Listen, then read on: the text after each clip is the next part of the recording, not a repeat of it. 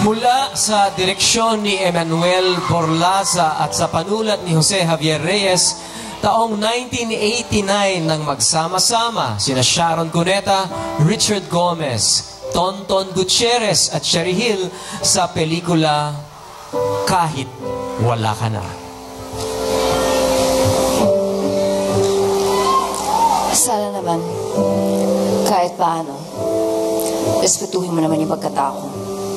Hindi naman ako kapalasong buto na pwede mong balik-balikan kapag wala ka na makain.